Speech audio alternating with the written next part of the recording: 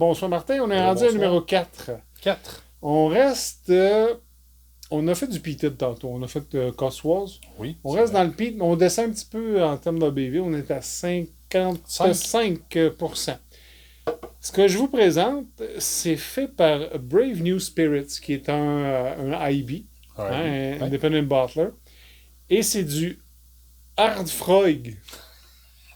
J'adore ce nom-là. C'est Hardfroig. Non, c'est pas Hardbeg et la Frog. C'est Hardmore. Hardmore. Et la Frog. Hardmore, on en a déjà goûté, hein, Eric? Oui. Ton préféré? Oui. On a un 12, un 18, je pense qu'on a goûté, puis le 12 était... Le 12 pour moi. Le 12, et le 12, il passait pas au conseil, on va le dire de même. On va être poli. Donc, Brave New Spirit, c'est quand même très intéressant. Ils font des affiches, pas des affiches, mais des labels, des étiquettes assez impressionnants. On parle de, c'est un small batch, 490 bouteilles. C'est quand même un 10 ans. Et le Hardmore a fait un second finish dans du Lafroig. Exactement. On a le Lafroig. On a l'aspect médicinal. Tu peux pas le dénier. Non, tout est là. Mais on a aussi le... Je vais pas dans le floral. J'aime pas dire ça. On est dans le Speyside. Hein? On est là. On est très Speyside-esque. C'est vrai, on n'avait pas d'esque encore. Sauf au début. Mais moi, je trouve ça hyper intéressant. Je pense que le mariage a été consommé et de façon très consensuelle. Brillante, très consensuelle. Très consensuelle. Tu sais, même dans la couleur du produit, puis là, je comprends que vous le voyez un peu moins bien à l'écran, là, mais il y a une belle balance entre je vais l'appeler le paille ou le jaunâtre d'un produit classique, la Frog. Un peu de couleur de notre Speyside. Un beau chardonnay. Un beau chardonnay. C'est très chardonnay doré. Et au nez, là, ce que j'aime beaucoup de ce whisky-là, c'est l'équilibre qu'il a. Un Lafroig, vous le savez, c'est quoi un Lafroig? Là? Hein? C'est pas ta palette, ça, Lafroig. On en a parlé d'autres fois. C'est très médicinal. C'est très médicinal. C'est très puissant au nez. C'est ça. Je suis un fan de certains Lafroig, mais pas nécessairement l'ensemble de la gamme. On prend un Lafroig 10, on n'est pas là. On n'est pas là. Est-ce que c'est le Ardmore qui adoucit le Lafroig ou c'est le Lafroig qui donne un peu de caractère au Ardmore? On le dit comme ça.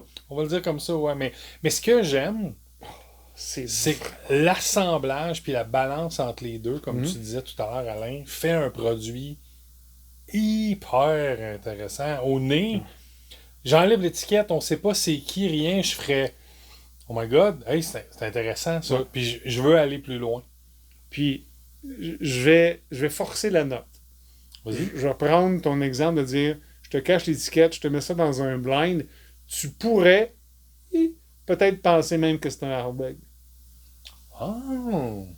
Ferme tes yeux, pense-y pas un Ardbeg 10, mais tu sais, Non, mais je vais tomber dans... Pas un Anoa, pas un Yougdale. OK, je vais aller plus loin, moi. Je vais dire... Un special release.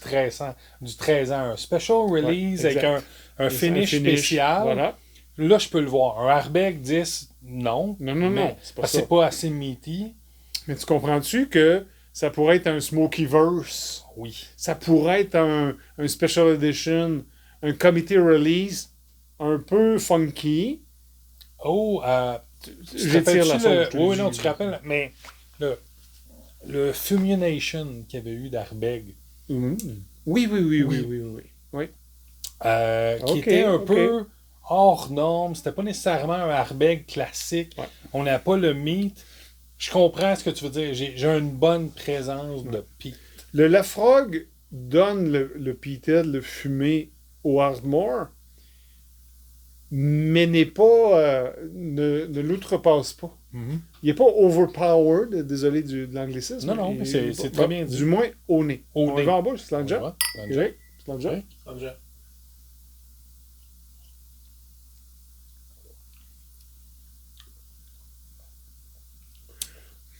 La bonne bébine.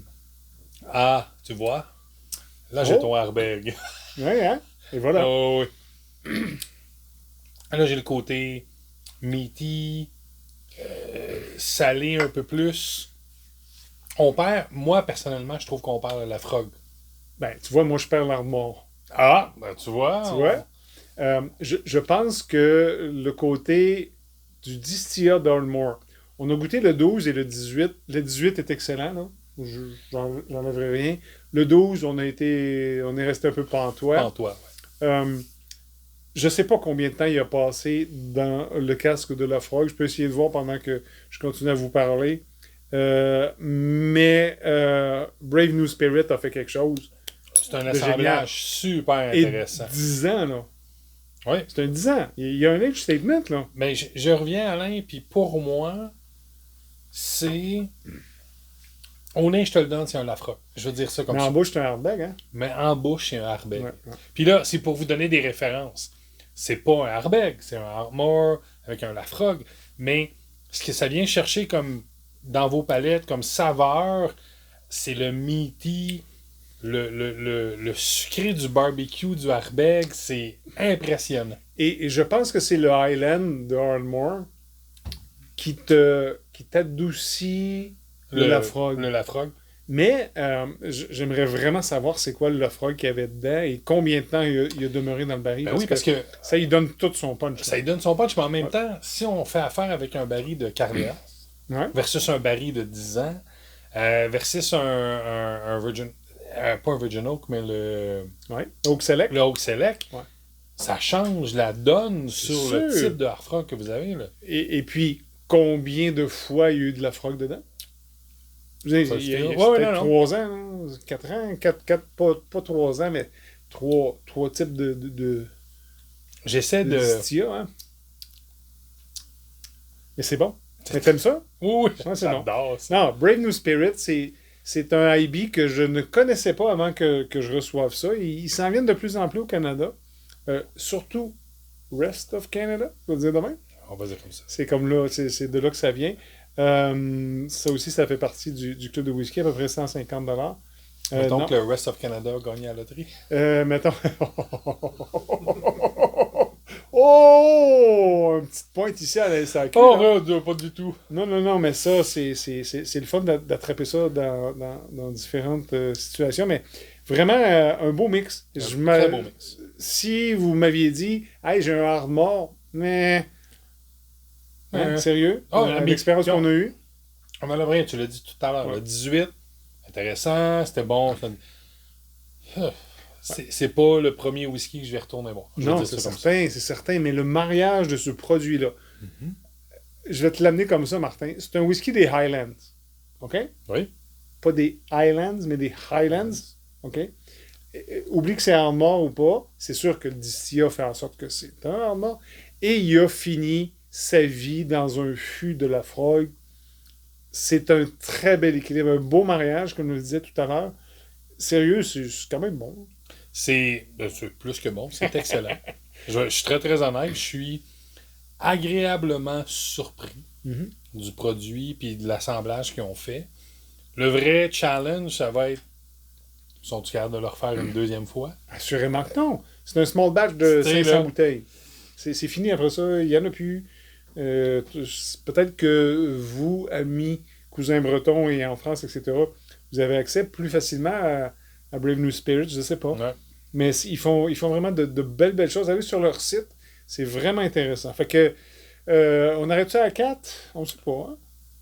On est rendu à 4, là, déjà. Écoute, on va finir lui, puis on S02, on regarde ça. Ça se peut que vous nous voyez pour la suite de S02, ou sinon, ben, ça sera pour S03. Merci d'avoir été là encore une fois. Allez, cheers! Cheers.